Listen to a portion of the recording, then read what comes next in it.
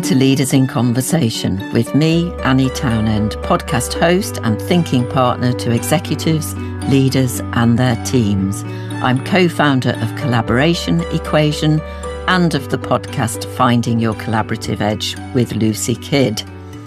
Leaders in Conversation is the podcast in which leaders weave together the threads of their life and leadership stories, the people, the places and experiences that have shaped them, their values, beliefs, passion and purpose, to encourage and inspire you to be even more confident and courageous in your leadership. If you're not already, please do subscribe to the podcast, review and share it. Thank you. My guest today is Victoria Rennoldson, coach, speaker and author specialising in global leadership, communication and cultural intelligence. And the title of our conversation is What Makes Us Truly Human in an AI World? In our conversation, Victoria offers valuable insights into how we need our human capabilities more than ever in an AI world, how the ability to connect and to have good conversations and to build trust and relationships is ultimately our human differentiator, and that soft skills is a total misnomer. There is nothing soft about people skills that impact individuals, teams and organisations. And finally, how in a time of divides in and out of work, we need cultural intelligence more than ever. Welcome, Victoria. Thank you, Annie, and I'm really excited to be joining you here on the show. Me too, to have you as a guest on my show, having been a guest on your show, which I hugely enjoyed, and also that you are all about conversations and communication, which we discovered is what we're both about. So for me to have you on my show and to be in conversation with you is really exciting. Since we recorded our conversation for your show, you've written a book, Become a Global Leader, Amplify Your Impact, Lead Confidently, Communicate Clearly, and Connect Across Culture. You dedicate the book to your late father and thank him for inspiring you on your cultural journey. And that is where I'd like to start, Victoria. Tell me more about your father and how he shaped you, your values, your beliefs, passion and purpose, but also the other people in your life as you were growing up and the places that have shaped you. Thank you, Annie. I often talk about how I really value curiosity and culture and connections through conversations.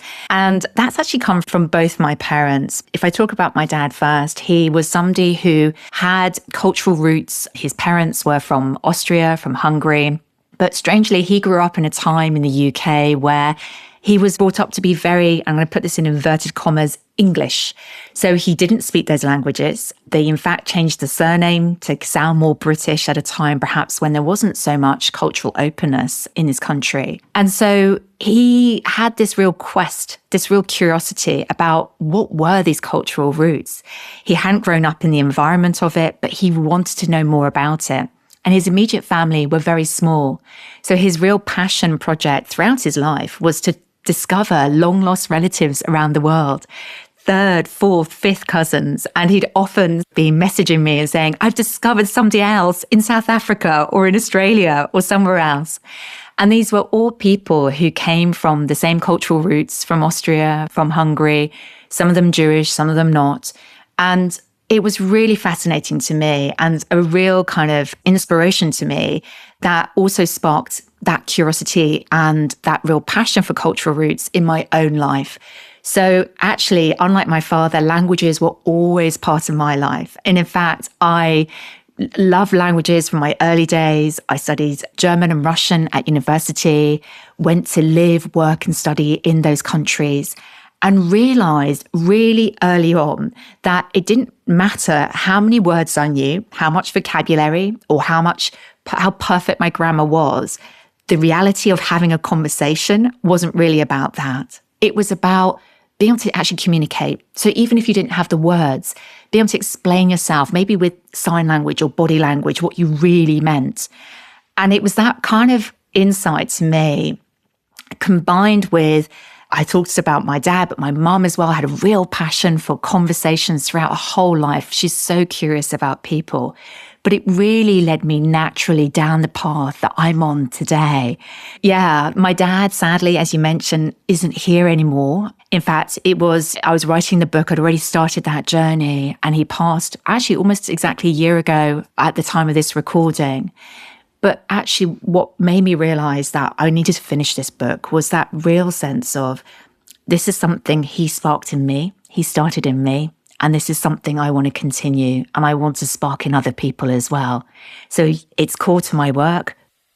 I am fascinated by the number of people who had the experience that your father did of the family being immigrants to this country and to changing their name and picking a name that sounds more English.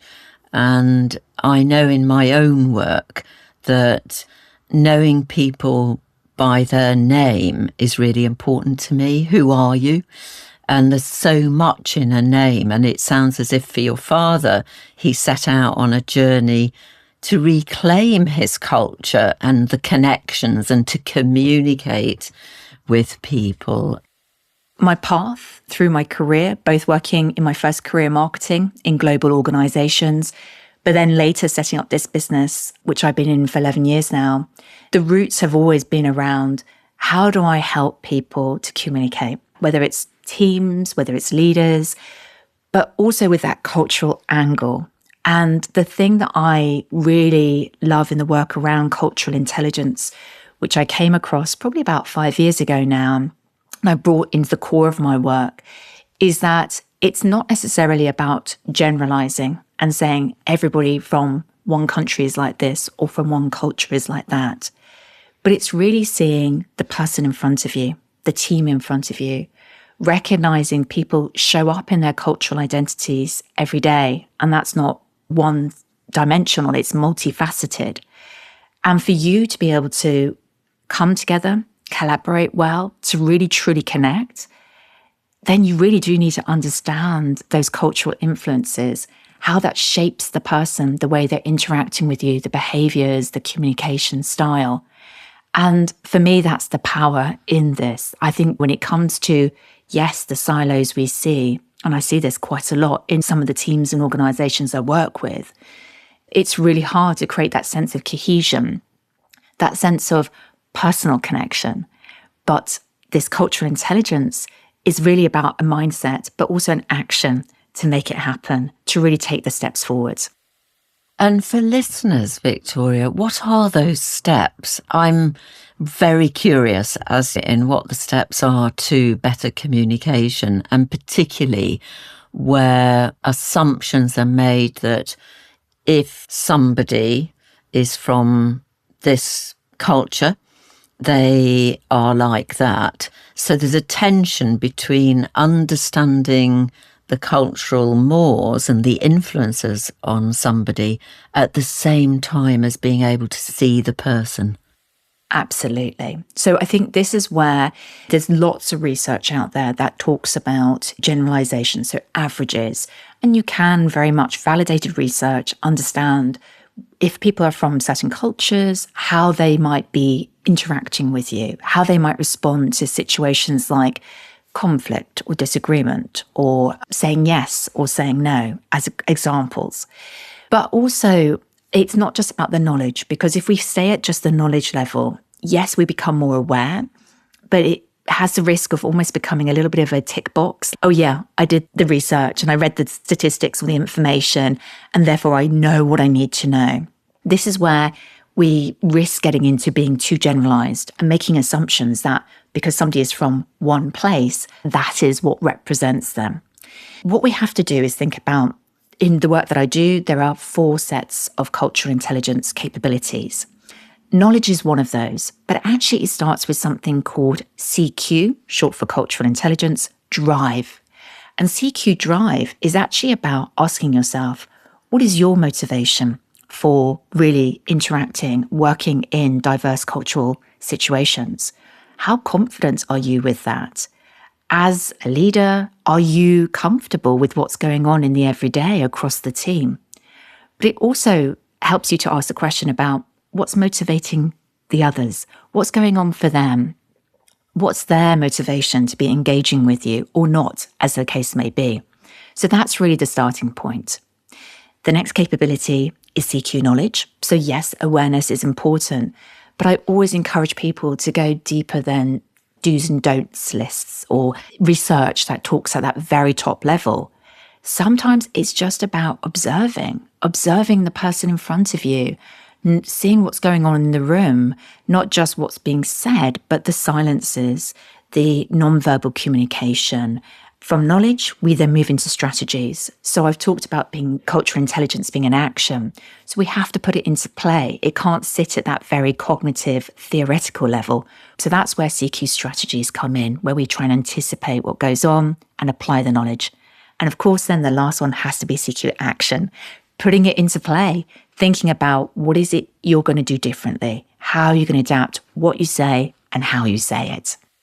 And paying attention to everything in the other person, the people around you, wherever you are, that kind of noticing and observing and paying attention and asking questions, bringing curiosity to understand the other and to help them to understand you.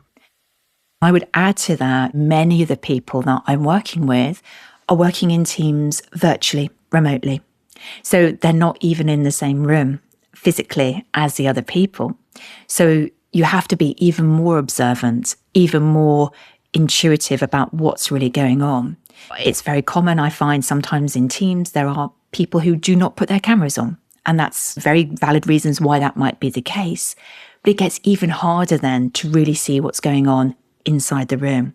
So I often talk about 360 communication, where you have to really consider how you're engaging with people before, during, and after your interactions. It can't just live in the space of a 30-minute Teams or Zoom call, because actually you may not get the real sense of what's going on for that person behind the scenes, maybe the video off. There's something really important how we begin these virtual meetings, isn't there? I was part of a virtual conversation this morning and suggested that before we got started, we heard from everybody, and the person hosting the meeting very kindly went round their screen and everybody got an opportunity to say hello, to have their voice heard, whether they were on camera or not. And I think not being on camera, even more importantly, that the voice is heard of the person so that they are present and are available to others to have a conversation. I think also working with people virtually and them not being on camera for whatever reason, because it's important to them that they're not, it is harder for those people who lip read, for example. And as well for myself, Victoria, you and I both talk about confidence. Confidence comes from within, but it also comes from others. And so like you're smiling, I'm smiling at you, and we can see each other, we're encouraging each other, gives me confidence, and I imagine it gives you confidence to expand on a thought, a feeling, an aspect of what you're talking about. Absolutely agree. And I think that's also very difficult when you feel like, and I'm sure many listeners have had this experience of talking to the darkness, talking to a blank screen of videos. And that is tricky. And so there is this balance here between very valid reasons why people may not be able to be visible in that moment, but then the engagement. And I think one of the things that I'm always thinking about is, where is the connection happening? Is it happening in that room? Is it happening in the conversations that sit outside the room? Particularly in an AI world, how do we create that connection? How do we create that sense of we're talking human to human? And I really truly believe that you need quite a lot of intention these days to do this. You need to really want to do this to create the space and time for that real connection, that real conversation. It's not going to happen by chance, particularly in these very disparate teams across locations. So that's where, for me, this idea and connecting to human capabilities is something that was once so simple is something that requires a lot of effort these days and a lot of intention. I've been giving a lot of thought to when people do come together for conferences. And I think that the traditional conference where people come together and their stage and a screen and everything that goes with the more traditional conference, that there's an opportunity now to connect and communicate differently when we bring people together because they're not together all the time.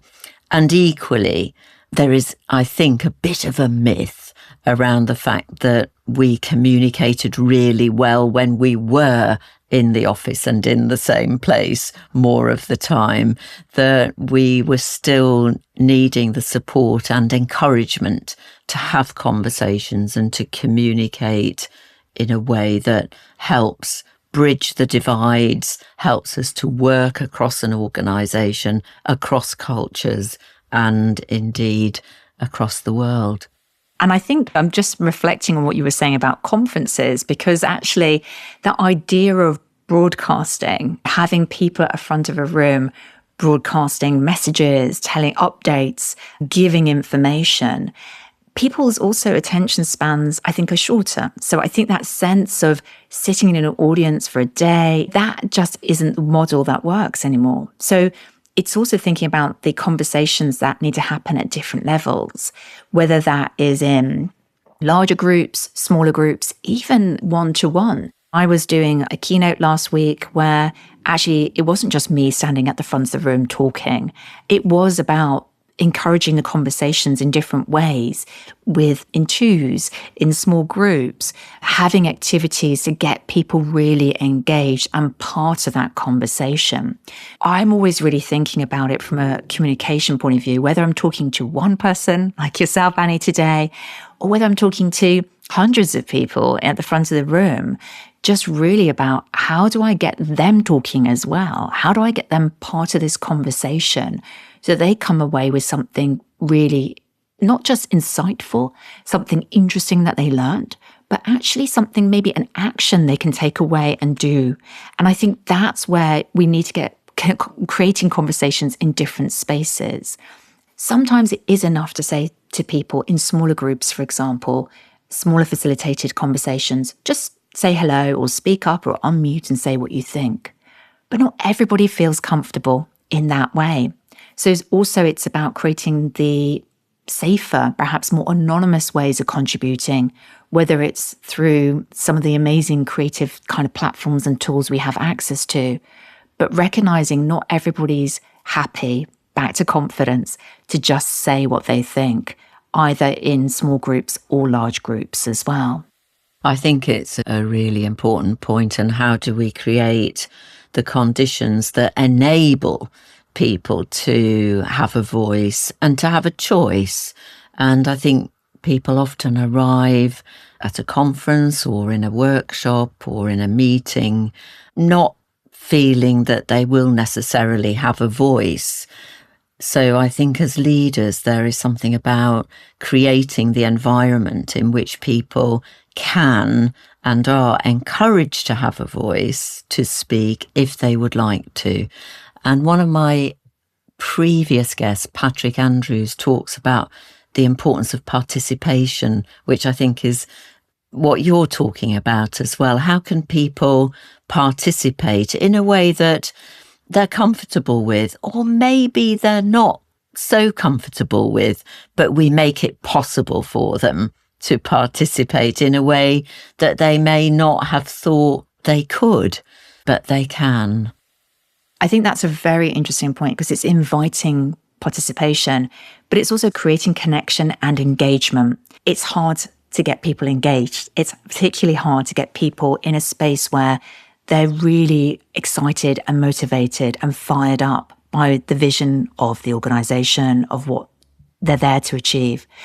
And I think in an environment where people are disparate, where they may feel disconnected, potentially physically or metaphorically, we want to create spaces where people can engage again and feel part of something. So I absolutely align with that.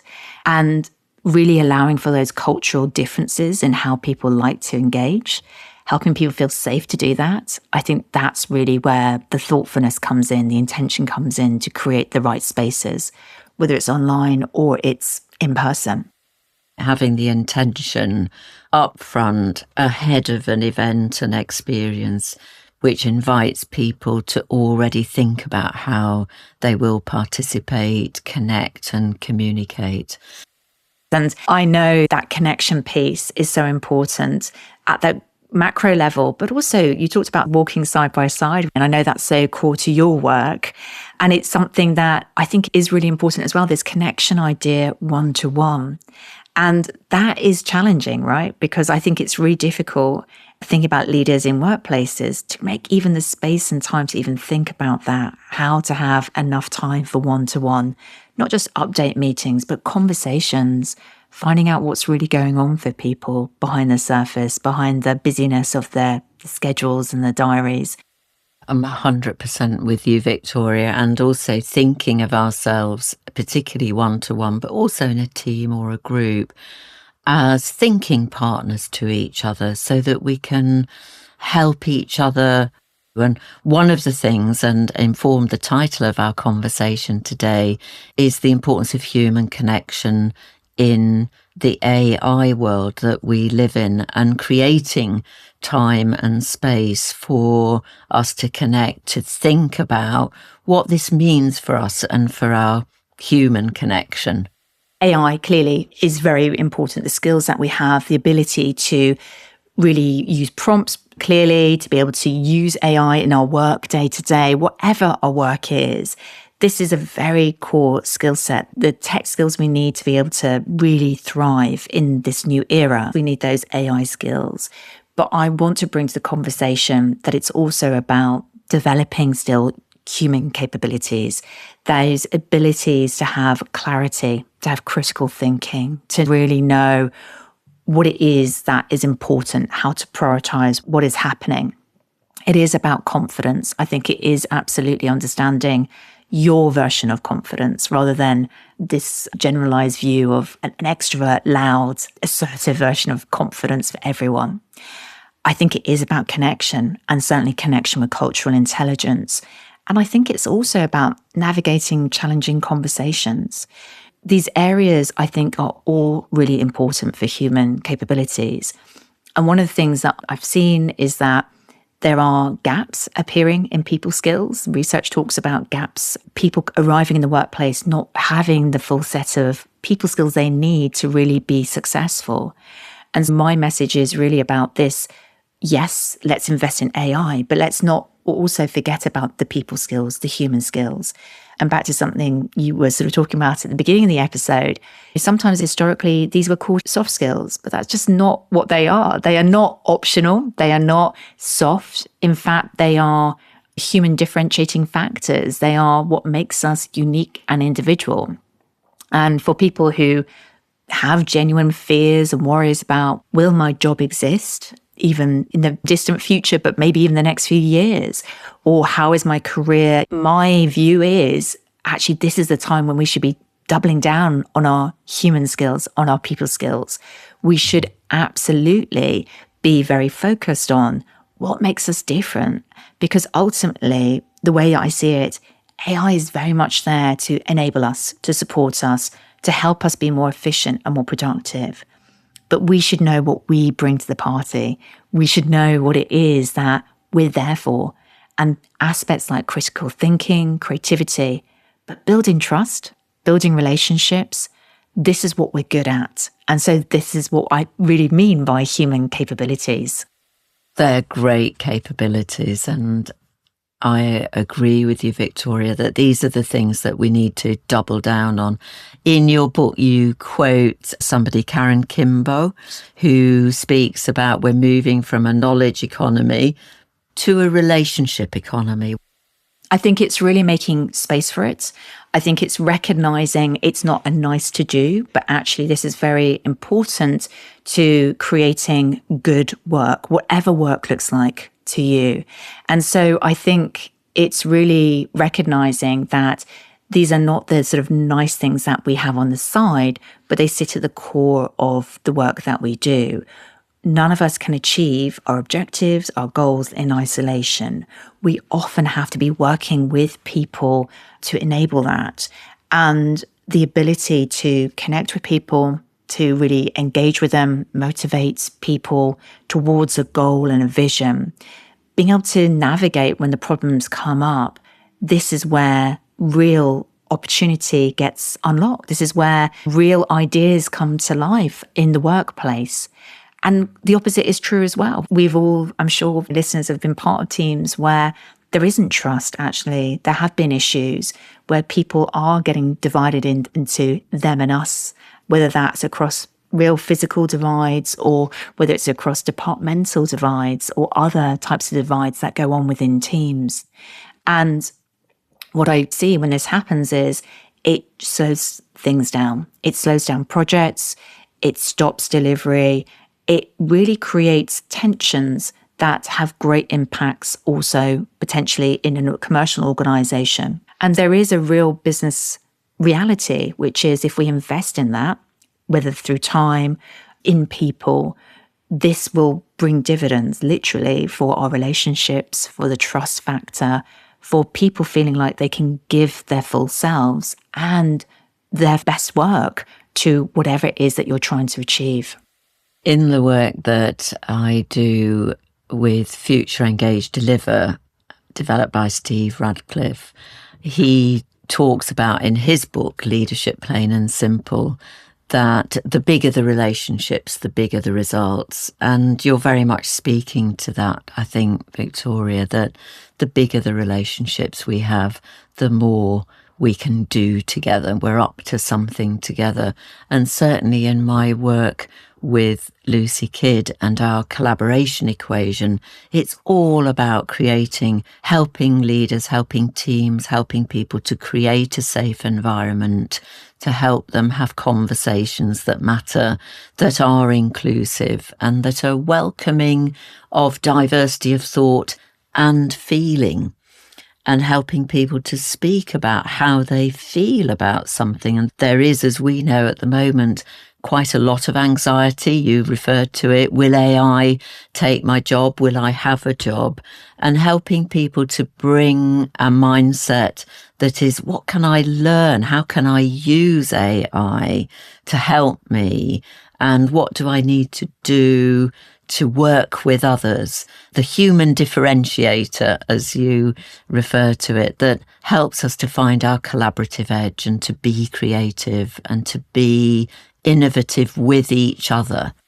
For sure. And I think I go back to what you were saying about the knowledge economy, because as well, it's not about now what you know or how much, because that ultimately can be spat out by AI within seconds, right?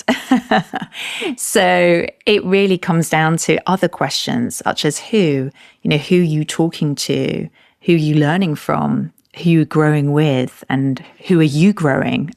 So investing in time, in conversations, understanding others, and building those relationships are very critical. So it's who, and the other questions I would say are why? What matters to these people? What's going on for them? I talked about CQ Drive earlier in this episode, which is all about the motivations. So what's important to them? What's on their minds? What are they curious about and asking about the world right now? Those moments of real kind of mutual connection, that you have something in common that really builds the conversation.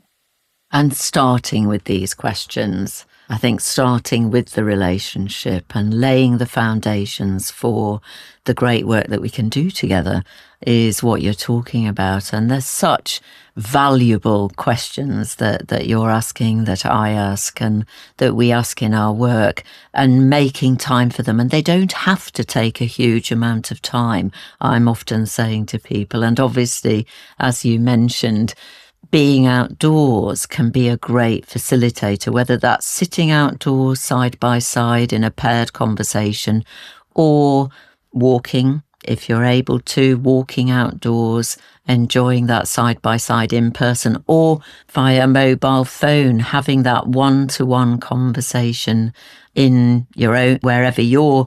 I will often start, along with all the questions that you've referred to, is where are you? That physical location in the world, which is so important as well, and the environment really mattering, be that an in-person environment, and creating environments, as we're talking about, online, virtually, in person, in a large conference setting, or wherever else we gather together to connect, to communicate. I love the fact you've mentioned there that it's absolutely possible to create walking conversations virtually as well, because this is something I also do in my work. And sometimes, the answer to that question, where are you, is actually physically showing somebody your space. Where are you in the world today? Like showing them where you're walking. That gives context, so that even if you then move to non-visual and you're both walking together, at least you've got that sense of place. And something that I've learned from a colleague of mine who lip reads is that, of course, walking and talking in a mobile, on mobile, isn't possible for her. And that's in that conversation, finding out what works for people, which may not be visible, are differences that then make it still possible potentially for us to go and sit outdoors, to sit face to face, or when we do walk and talk in person, to remember to stop and to face each other. There are so many things that can get in the way that are important to share with each other, that make that connection deeper and the conversation more possible. I think the thing that comes to mind is, I talk about in the book, designing conversations. And designing conversations also means that sometimes you need to ask, what's going to work best for this conversation, not to yourself, but actually to the other person. Finding out what is important to them. Maybe, as you said, they need an environment where they can see your lips so they can lip read. Maybe it is about what else is happening in their world. That means they can't be on video or not, or whatever it might be. Intentionally designing conversations, thinking about where is best for this conversation. Does it sit inside the workplace, outside the workplace? What time of day? What kind of environment is going to work? Is it static? Is it walking? To create new ideas, new perspectives. I think that's a really powerful concept. And again, the default, the automatic pilot, is to sit in a meeting room opposite each other and have the same conversations that you've probably had already. It's very difficult to create that new thinking when you've got the same environment around you. So it is about having that real thought, what's going to work best for this conversation. Yeah, I'm smiling, and one of the reasons I'm smiling is even when sitting around, hopefully not a table, but sometimes a table with a team or a group, I encourage people, for example, to come back after a coffee break and to sit somewhere else, after lunch to sit somewhere else. Even the simple act, a very small shift from one seat to another seat, if that's possible, is a shift in perspective. Is there anything from your book or that we haven't touched on in our conversation today that you would like us to talk about for a few minutes? I suppose for me, it's remembering, and I think this is true for me as much for anybody else, that it's always a journey. There's no sort of end point to this. So I see it that every single day, every interaction, every conversation that I have, I'm learning something new about cultural intelligence. And so I really encourage that in everybody else who's listening to this today, to be curious, yes, to see it as a journey, we can't ever really fully know what is the right thing or the wrong thing. Sometimes we get it wrong, and that's okay. But the key thing is to keep learning, to keep observing, keep asking questions, and just keep connecting and having these conversations. Victoria, who will be the person as a result of our conversation today that you're going to connect with, and what is the conversation that you're going to have? So it's coming up to a year since this time of recording, since my father died, and I'm having a day with my mum and my sister next week to spend time together, to have conversations, to connect. And although that's not immediately my next conversation, I'm going to bring some of the reflections from today's episode into those connections, into those conversations next week. I'm sure it will be a brilliant conversation. 1 year on is a very particular moment in time, I think, in our grief, loss journey. Yeah, it's a moment to pause, to reflect, but I think also to really focus on the conversation and connection. For me, that really is important. Victoria, what are your 3 key encouragements to listeners and leaders of our conversation today? Human capabilities. I think this sits at the core of really thinking about, for yourself, for your team, how are you and we developing human capabilities? How are you really thinking about creating those and developing the skills, the people skills, to really be ready for now and for the future? I think that's one of the key thoughts from today. I think the other thought is really about making and creating space, designing conversations where you can truly connect with people. And we've talked quite a lot about today from the internal lens, but I think it's also from the external lens as well, really keeping an open eye to what's going on. And then I think the third area is we started a lot of this conversation with culture, talking about the importance of cultural intelligence, just recognizing this is a journey, and that for us to bridge silos, to bridge divisions, we need to really consider how do we keep seeing the individuals, the humans in front of us, really not making the assumptions about what they're like, what motivates them, but actually asking, having the conversation about what matters to them, and then seeing how we create more proximity, even if we are miles, hundreds and thousands of miles away from each other. Thank you, Victoria. Thank you for our conversation today. And for people who would like to find out more about you and would like to find out more about your book, what's the best way of finding you, finding out about what you do, and indeed of buying your book? Thank you, Annie. I've really enjoyed this conversation, so thank you. For people who want to find out a bit more about my work, LinkedIn is definitely the place to come and connect with me. I share a lot of my thoughts, ideas, strategies over there. I have a weekly podcast as well that I'm sharing episodes on, including the guest episode that you were on a little while ago. But beyond that, with my book, the book is called Become a Global Leader. You can find it on Amazon or come to my website, culturecuppa.com/book. Thank you, Victoria. Thank you for a wonderful conversation. And I'm sure people will be connecting with you. And having started to read your book and enjoying it immensely, I do encourage you, the listener, to read it, to buy the book, and to do so via Victoria's website, where you'll find out all about her and what she is doing. To listen to other leaders in conversation with me, Anni Townend, do go to my website, annitownend.com. To listen to Finding Your Collaborative Edge with Lucy Kidd and I, do go to our website, collaborationequation.com.